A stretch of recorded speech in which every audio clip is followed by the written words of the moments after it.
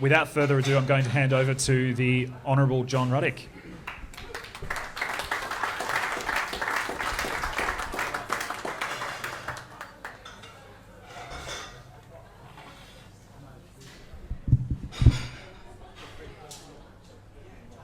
Thank you, Jordan. Now, just a little bit of housekeeping to start with. Can I ask if there's anybody here tonight who has not had their 17th COVID vaccine booster? Can you please wear a mask and socially distance? But, you know, it's not so much of a joke in this state. You know, I believe that Western Australia has actually got the worst vaccine laws in the entire world because, now, it wasn't actually enforced. They got close to it, but, you know, it's on your statute books that the government can force vaccines on you. Okay, now it's pretty wild that it's out there. The only reason why they didn't sort of go that far here is because the stupid vaccines didn't work, did they? Okay, at the best they didn't work. Okay, now whether they're harming people or not, that's another question. But you know, if they were, you know, if it was proven like they were saying that the unvaxxed were going to be out there killing people, you know, well they would have held you down and they would have, you know, put that vax in you. Anyway, look, I'm really thrilled to be in at least my second favourite state in this country. If I did live in New South Wales, I would definitely want to live in this country, this state, and maybe it should be a country. But I remember, you know what recently happened? We recently had the 40th anniversary of the greatest day in my life, which was when Australia 2 won the America's Cup. And I'm sure many people here remember it. It was massive. I was 12 years old. I'm in Tamworth. We had to get up at 3:30 in the morning. Alan Bond, Kerry Packer and others had tried to win the America's Cup, you know, for decades, fallen short. The Australians would often come runners-up. No one had ever beat the Americans. And then and Alan Bond had lost 3 times. You know, for those of you that don't know, it was something that would happen every 3 or 4 years. And you know, after you've tried to win something 3 times and then you lose, you sort of give up after that, okay? But Alan Bond, when they lost in 1980, they're all demoralised. He jumped in the boat of his yacht and he said, "Don't worry, fellas, that was fantastic. We're going to come back in 3 years' time and we're going to win." It really was the Alan Bond genius that won it, and there was such national joy. It was unbelievable, and we just had the 40th anniversary. And no one talked about it. I don't know what it was like in Perth. It got mentioned here in Perth? Okay. Well, I can tell you, outside of Perth, it was not mentioned. And when it happened, it was absolutely a national thing. But, you know, it's like the left runs this country now, and they run certainly culturally.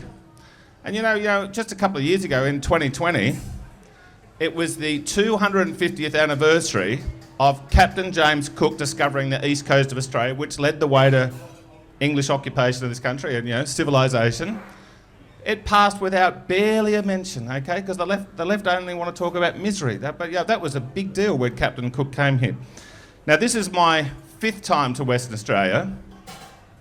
When I was in my 2nd year of university, I had a 3-week break in the middle of the year, and I thought, you know what I'm going to do? I'm going to drive across the Nullarbor, and had a couple of weeks here in a backpacker, which was a lot of fun. But the most interesting time I came here, besides this trip, was in 1999, when there was the lead up to another constitutional referendum, and I was working for Australians for Constitutional Monarchy. Now, I know that in this party we don't have a firm opinion, we don't have a policy on whether we support a republic or a constitutional monarchy, but I believe there's a very good libertarian case for a constitutional monarchy, because I used to be a Republican, and then I read this line by Winston Churchill, and it just converted me in 1 second. He said, "The significance of the crown is not the power it possesses, but the power it denies others." So under this odd system of government that we had, that the English stumbled into in the 17th century, they basically put someone on top who's got ultimate power, but they don't exercise it. They can only exercise it to dismiss the Prime Minister. It's a weird system, but gee, it works. And you know, if you look at somewhere like the best case study for constitutional monarchy is actually the Caribbean. Now, most of those Caribbean countries are poor, but they're peaceful and they're happy, okay? And they're not starving to death because they're British constitutional monarchies. But there's 2 countries in the Caribbean which are extreme hellholes, Haiti and Cuba, who, of course, are not constitutional monarchies. The great thing about the constitutional monarchy is someone sits there and doesn't actually do anything, but it prevents someone becoming a complete egomaniac and thinking, look, there's nothing above me. So we can have egomaniac prime ministers, but they can't go too far, or the monarch can dismiss them. So that just keeps them in line. But anyway, I was here in 1999, and I came over to help set up the No campaign for that referendum. And I was really quite shocked, I've got to admit. I spent about a month here talking to a lot of political people, and I sort of noticed on my first day that people in Western Australia genuinely have a lot of resentment for the East. And I was surprised when I heard that. But as I have got older, I think they are entirely justified in that resentment, because Western Australia very much props this country up. And I think that Western Australia is being massively held back by Canberra. And I think that Western Australia could be 3 times bigger, 3 times more prosperous and stronger. It's already carrying a big load, but I think Western Australia could be a lot stronger if Canberra was not dictating its policy, and Western Australia could be Western Australia. I will come back to that. Now, I do want to reiterate what Jordan was saying about the political situation in this state. So they have changed the rules recently about the upper house. It's become easier for minor parties to get elected to the upper house. It's also become harder for minor parties to get registered. Okay, but if we can get through that registration process, it is quite possible we can have 2 or 3 people in that Western Australian upper house. And that would be a terrific thing. Because what I have, I'm just a lone voice in that New South Wales upper house. But I have to say the party which has in many ways impressed me the most is the Greens. Okay, we don't agree with any of their policies, but they are really committed. They dominate, they've got less than 10% of the members in the New South Wales upper house, but they dominate 30% of what happens in Parliament. Okay, they're always agitating, always pushing as far as they can, because they are true believers. They are on a mission. And in fact, the Greens in this country, I would say, have been the most influential political party this century. And they've maxed out at 10%. They've been getting 10% now for about 15 years. As soon as the Australian Democrats fell over, they've been at 10%. The crazy 10% of Australians vote for them, right? Young kids who don't know anything and others. But the truth is, they are a purist party. Okay, they don't deviate, they don't compromise. They've got their agenda and they stick with it, and they push it as hard as they can. Now, what they have done in that process is they have put pressure on the Labor Party to move to the left, which is what has happened.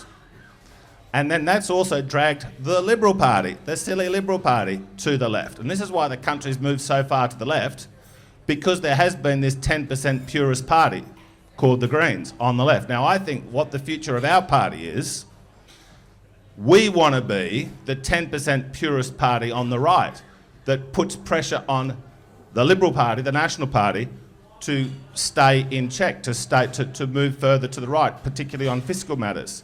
Now, we had the Morrison government, which did not have that pressure on its right flank, and basically sold out on everything. They sold out on a massive debt. Normally, Liberal governments were pretty good on debt, and fiscal management. They sold out on global boiling. I don't call it climate change anymore. It's global boiling, okay, because the UN Secretary General declared it's global boiling. It's such a ridiculous term, but he said it, so I'm going to use it. I never brought along with the climate change stuff. It's global boiling.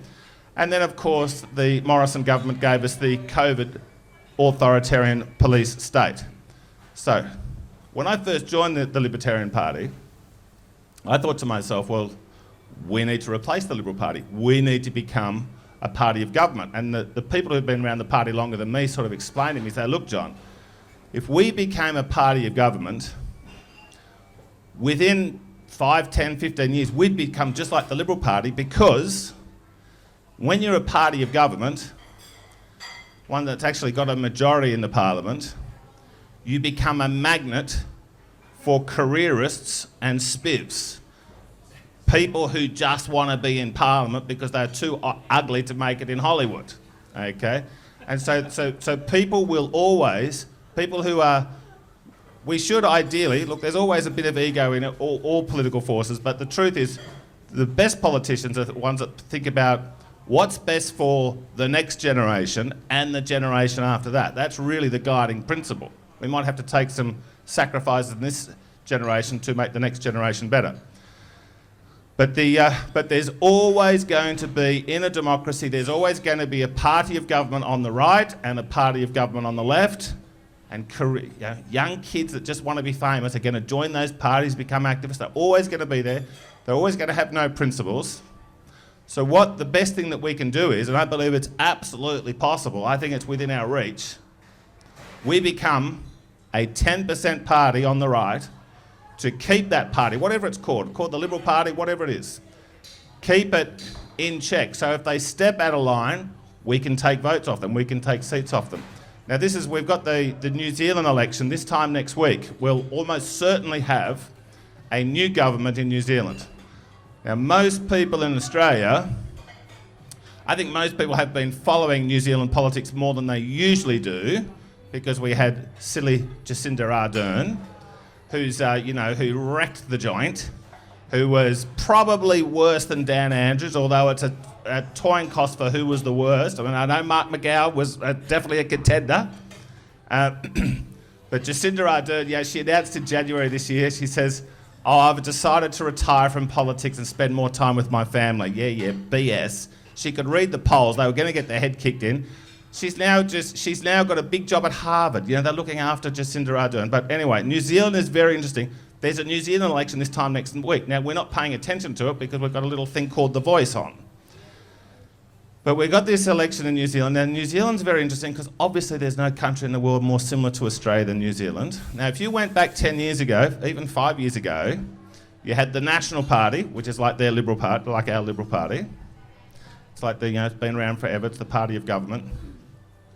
And then you had about 6 little rats and mice minor parties on the right there. You had like a Pauline Hanson style party, you had a Christian party, you had other parties, and there was a little purist Libertarian Party called the ACT Party. And they had one member of Parliament before COVID started. And then the COVID hysteria kicks in, and they had an election in late 2020. So we're talking peak COVID BS. And Jacinda Ardern, she said, we're going to lock everyone down, we're going to force jabs on everybody, masks. Oh, this is like Ebola, Anyone who was paying attention knew it was a bad flu. And then but they had an election, and the stupid National Party, the opposition, said, we agree with Jacinda. Yeah, 100%, we agree with it. That, and all the other little parties did. One little party, the little Libertarian Party, the ACT Party, our sister party, said, no, this is BS. And they went from 1 MP to 10. It didn't get reported much in Australia at the time, but now, so they had 10 now out of 120. Reasonable block. Now, sometimes in the Westminster system, when a political party has gone from sort of a very low base and they've had a parliamentary breakthrough, very, very often in Australia and New Zealand, it goes to custard very quickly. Okay, these people didn't have the sort of the intellect that we like to believe we have here in the Libertarian Party. We saw it with Pauline Hanson. In 1998, there was a state election in Queensland. She won about 15 MPs, and boy, oh boy, was that a circus. Okay, it all went to hell real quickly. We had Clive Palmer. Now, I think there's 1 or 2 people here from the UAP. We like the UAP. But, he's had various people elected over the years. And, there's been, it's been Jackie Lambie, and, Dio Wag, it's all Glenn Lazarus, the footballer, didn't even know how to spell politics. And so these little minor parties, when they have a breakthrough, that's often up, it's a flash in the pan, goes up, down. But what happened in New Zealand with the ACT Party was they got 10 people elected 3 years ago, and they have really impressed New Zealand. I've got some cousins over there, generally left-wing voters, and they tell me, they said, yeah, these guys are good, these guys are intelligent. Now, when they got their 10 MPs, they had about 7% of the country vote for them. If you go onto Wikipedia, New Zealand election 2023, they've got a section on all the polls that have been taken. The ACT Party is now typically polling about 12 to 14%. It's going to be fantastic. So this time next week, there is a reasonable chance that we're going to have, the Labor Party's going to lose, but we're going to have a National Party Prime Minister, and there's a very good chance, well, they won't be able to govern by themselves, the National Party. The ACT Party is going to have probably 15, maybe 17 MPs, so the National Party Prime Minister is going to require the support of the ACT Party. Now that is sort of like the libertarian ideal, because we're going to have this purist party over here that's going to keep them in check. And so keep your eye on New Zealand next week. Now, so this is what we want to achieve all across the country. You know, the Greens, with their 10% vote across the country, they very often have the balance of power. And if not the balance of power, they sort of, have a reasonably significant say in parliaments. But more importantly, the Labor Party thinks, gee, we better stay pretty left-wing, or those bloody Greens are going to start winning seats off us from the left. And that's powerful. So I believe what we can do is here, we got a big opportunity in Western Australia, and I'm hoping to come over here a few more times over the next year. We're taking a big interest, because if we can go really good in Western Australia, we can really send a message to the rest of the country that this little party's in business. Now, we know there's other minor parties on the right. We've got good relations with them all. I've, in many ways, admired Pauline Hanson for the last 25 years, but look, she does not have the potential to become that serious, influential 10% party, and I believe we do. I know we do. The people in this party are smarter people. And so to get there, as Jordan said, the biggest challenge is not actually the election. It's these voting rules where we need 500-600 people to simply sign a form saying they're the member of the party. Now, our membership fee, I think, is $100, but you don't have to pay $100. You can be an unfinancial member, and that counts towards the registration. So we're going well, but now it would be magnificent if everybody in this room could, or many people in this room, could take on a commitment that they're going to get 10 of their friends to join up. If we do that, we're registered. We're going to be doing other things. It's very, very possible, okay? Look, we're going to do it. I believe we've got Jordan Ditloff running the show. He gets things done, okay? So if he starts harassing you over the next few weeks, please take the call and do what he says. We need to get this registration done. Now, so once we've got the registration done in February, we've then got about 13 months until the election. Now, I think if we did nothing, if we just registered, we'd win. We'd win one seat. I think if we put in a big effort, we can get 3 elected. Now, I think that it'll be up to the state executive, Jake and the others, to work out how you choose the candidate, but I would like to publicly say that I believe that we should have a democratic pre-selection of the members, the financial members, to choose who the candidate should be. Now, I'll tell you, that's what we did in New South Wales, and I'll tell you the advantage of it.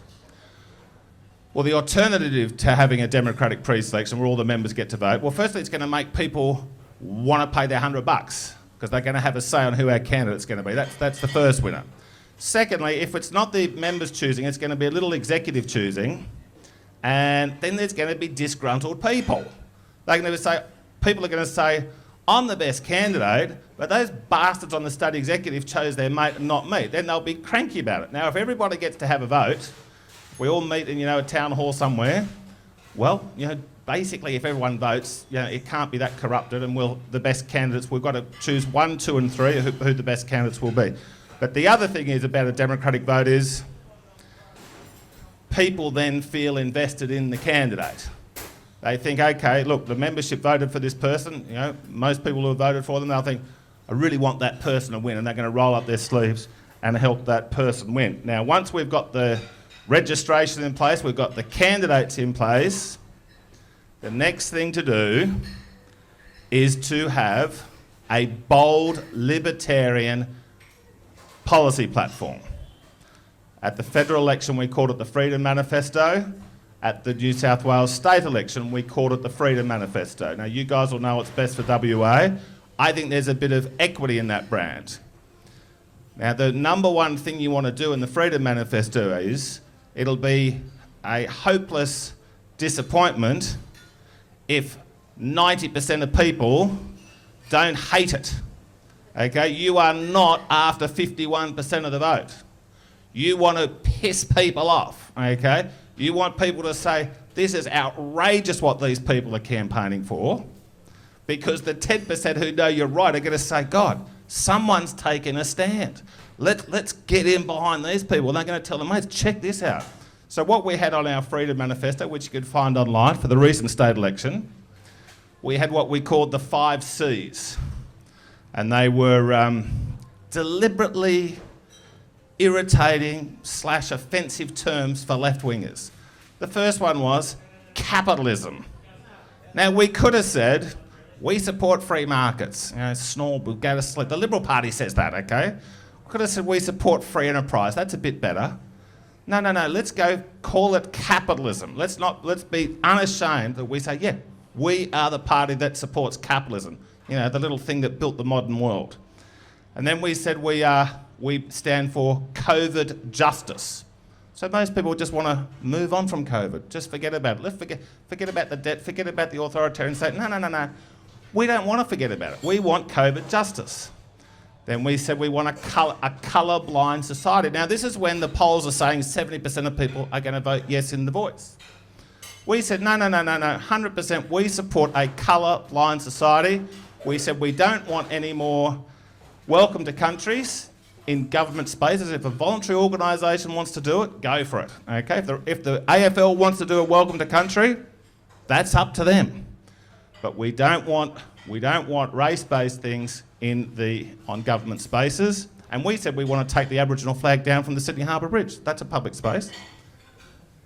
And then we said we believe in cuts. That was our 4th C. We said cuts. Now, often the Liberal Party will go out there and be weak and say, oh, well, we support in, yes, cutting waste and, making government more efficient. No, we just came out and said cuts. We want to cut the government. You understand? We're not mucking around. We want to cut the government, okay? And then what was the 5th C, Rob Cribb? Coal. Thank you. Coal. Okay, so One Nation, Mark Latham's a colleague of mine. He comes out and the One Nation people come out and say, oh, we support, we're concerned about how fast the renewable energy revolution's going, and we think we need to protect workers in the mining industry. Well, that's all good. We believe everything they say. But we came out and said, no, we support the coal industry, okay? And we openly said we are sceptical of the global boiling orthodoxy. Okay, now we only had, because of that bold agenda, we had chaos in our little New South Wales division for a while. I came out and we had a democratic vote last September. 70% of the membership voted for me to be the candidate, and I said, look, if you vote for me, I'm not going to mislead you. This is what I'm going to campaign on, exactly what I've just told you. I said, I'm not going to muck around, okay? And if you don't support it, good, I don't want to be your candidate, okay? I'll just be a member. But if you want me to be the candidate, this is what we're going to do. We're going to campaign on the 5 Cs. Now, the silly state executive didn't agree, okay? Now, the problem with libertarian parties is that because we're so suspicious instinctively against centralised authority, it's very hard, even though our membership is so intellectual and ideological and intelligent, they are instinctively against serving on state executives.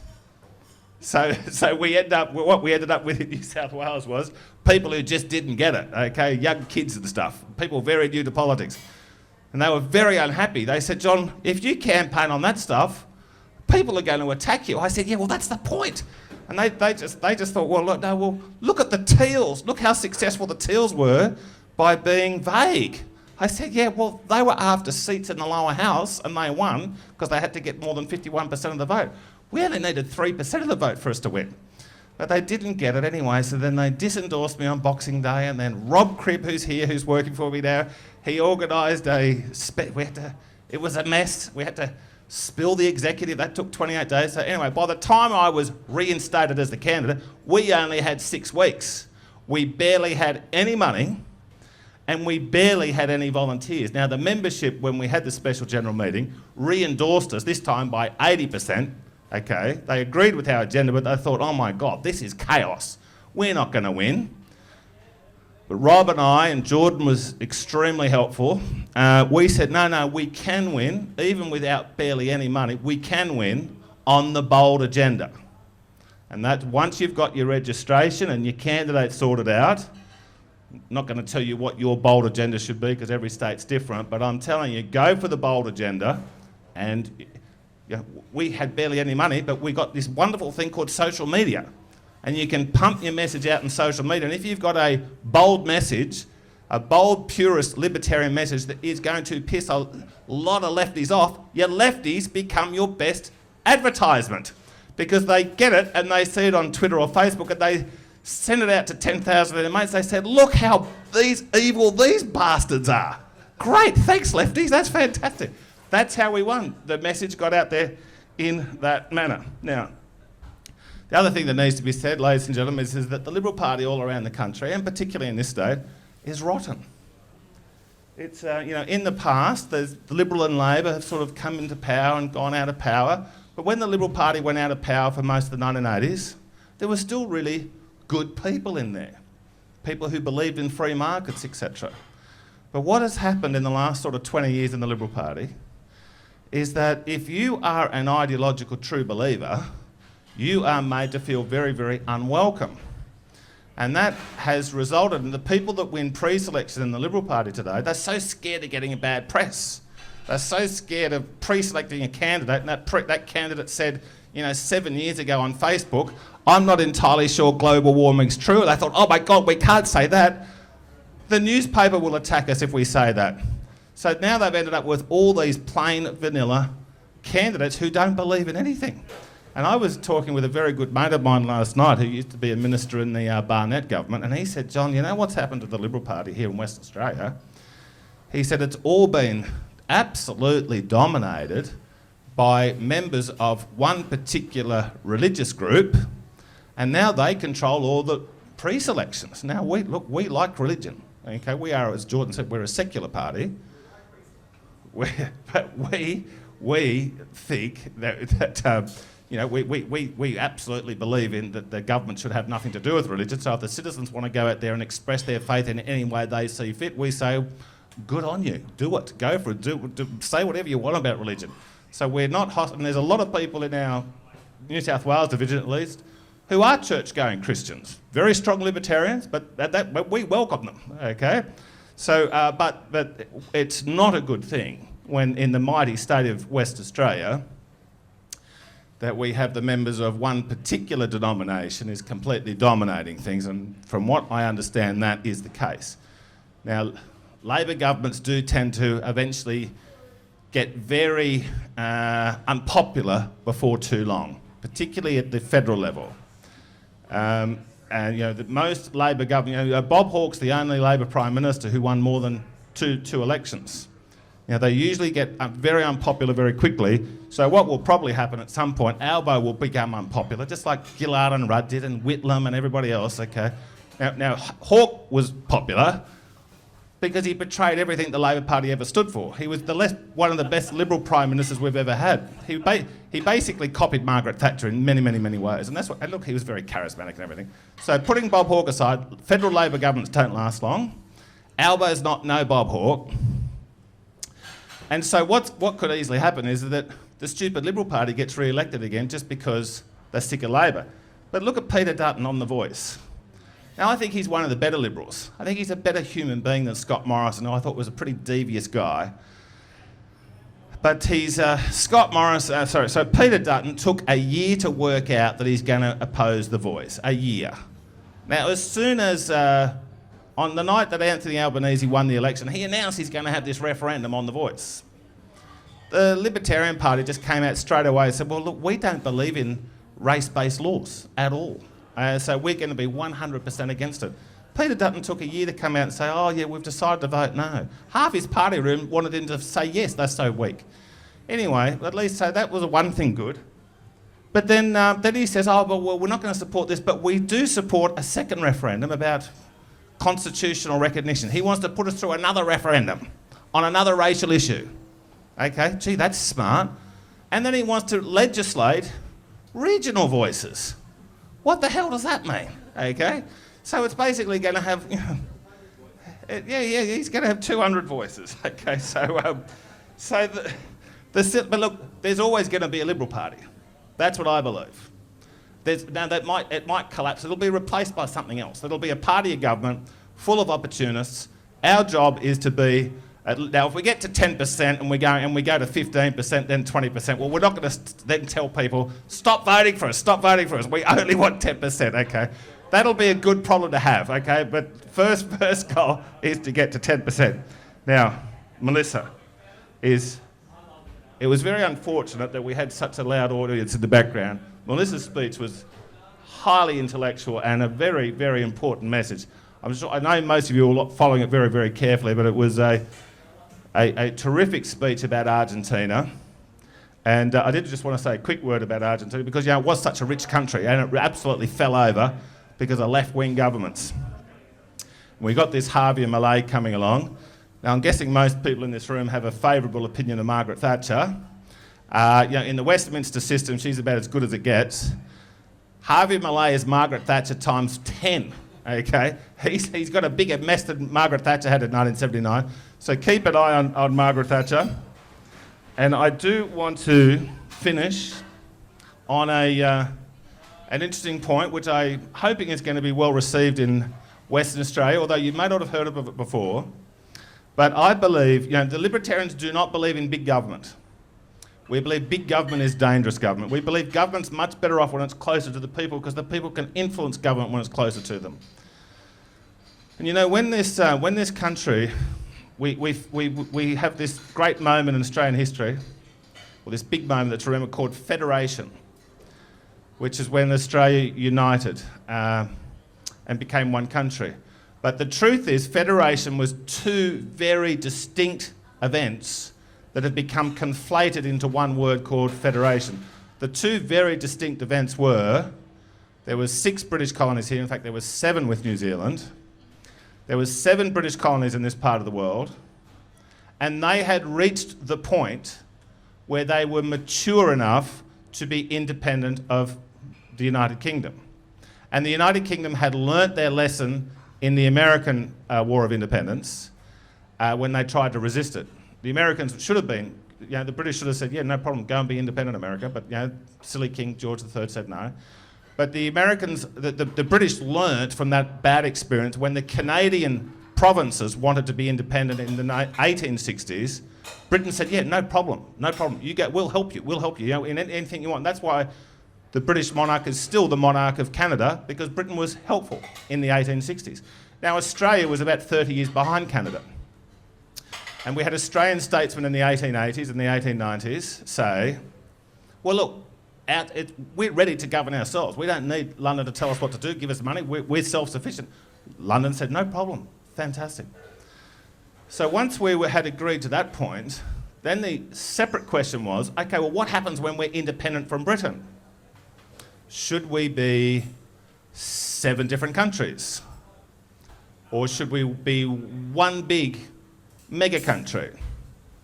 And in the 1880s, everybody was just assuming, well, we're going to be 7 independent countries. And then you had these egomaniacs coming along called Alfred Deakin and Henry Parkes, and they said, I want to be like George Washington. I want to be remembered for history as the great Prime Minister of this huge mega country called Australia.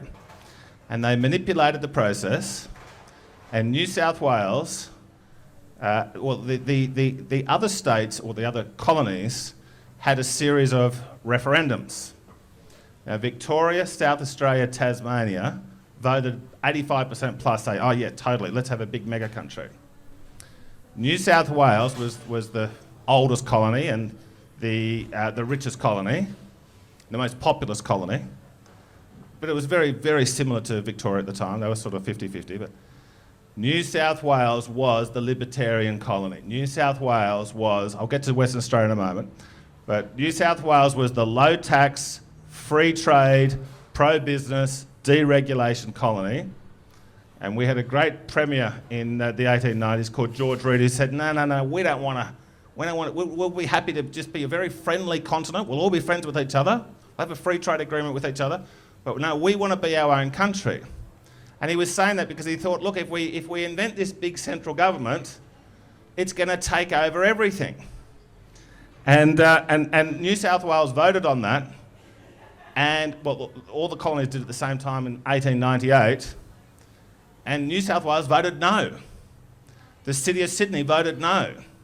So then they changed the proposal a bit, gave New South Wales a few little concessions, which is why the ACT is located within New South Wales, and a few other little things. Then finally New South Wales, they had a second vote, and New South Wales just voted yes. But the city of Sydney, the biggest city in the country, voted no, we don't want to join. New South Wales only joined the Federation because the Riverina, which is the southern part of New South Wales, which is culturally closer to Victoria, they voted yes. But anyway, my point is, wow, 72% no for Sydney, didn't know that. The more important thing is Western Australia. You never even had a friggin' vote, okay? And there was not much why would the Swan River colony, which was starting to boom, you found all that beautiful gold out at Kalgoorlie, you got all the magnificent wheat fields, why would they say, oh yeah, we'll be, let's have Canberra, it wasn't Canberra at the time, but let's have a federal government, tell us how to run our lives, 4,000 kilometres away, that's a great idea. No, Western Australia, the other colonies agreed to join up, including New South Wales. Queensland was also reluctant, but they agreed. Western Australia sort of was sitting it out. And then they went to London to get the Constitution of Australia Act passed by the British Parliament, signed off by Queen Victoria herself. It was all signed up. Western Australia still wasn't a part of it. And then John Forrest, your Premier at the time, he sort of just unilaterally said, oh yeah, we'll sign up too. And then John Forrest, he got well paid out of that. He was immediately a federal minister in the new government, and he was there for the next 20 years as a very senior federal government minister. But the interesting thing about that episode is New Zealand. New Zealand went along to those federation conferences in the 1890s. It was just another British colony in this part of the world. And New Zealand was, 50-50 about it, but they pulled out in 1897. They said, no, we've decided, look, all the best Australia, you do what you want to do, but we're going to be our own little country. Now, let's imagine that the statesmen of the New Zealand colony at that time said, yeah, let's be part of this big federated monolith. What would have happened is New Zealand would be run by Canberra today. And I think if that had happened, I think New Zealand would be asleep. I don't know if you've been to Tasmania, but you know that in Tasmania, more than 50% of people have most of their income come from the federal government. Tasmania should be a very wealthy little place. Okay, but it's become asleep. Now, I think that's what New Zealand would be if they had become the seventh state. No, New Zealand made the right decision. Now, I think that a debate needs to begin in this country again. States' rights were a massive issue in this country up until really the 1980s and the 1990s. Now, we've had two so-called great right-wing leaders in the last quarter of a century, John Howard and Tony Abbott, and those two of them basically just gave up on states' rights and they just centralised things in Canberra. And so if the right-wingers aren't talking about it, no one's talking about it. Richard Court used to talk about it, but and his father, Charles Court, used to talk about it a hell of a lot. I think we need to begin a debate in this country about whether federation was a mistake. And I think that this continent we could have 6 very wealthy, prosperous, happy nations that were not bossed around by Canberra. Now, if we have that debate, now we can still have, our defence will be better. It'll be like NATO defence. It'll be like we have a defence pact with New Zealand at the moment. But I believe Western Australia will be 3 times more populous, wealthy. It'll be a powerhouse. It'll be like what California was in the good days. Western Australia will absolutely boom. There are trillions of dollars of proven wealth underneath your feet in this great state. And there's a ton of other areas that you haven't even looked at because it's all tied up with black tape, red tape, government tape of various descriptions. Western Australia, and then you know, over the next century, they're going to start mining the ocean in a big way. You know, there must be a ton of gold under that Indian Ocean. And I think if this party leads the way in saying, look, was federation a mistake? Okay, because we've got Canberra's running everything. At a minimum, that will start to bring back more states' rights, and I think that's an important thing. It's a very libertarian thing to make central government a lot less powerful. So next week, by this time next week, we'll know how the election on The Voice has gone. I believe that I reckon the no vote's going to get 63%, 64%. I think it's going to be massive. I think it's going to be the first time that we're going to sort of have won a cultural battle in this country in a long time. And as Rob Cribb, who works for me, says, it's because the stupid Liberal Party wasn't running the campaign.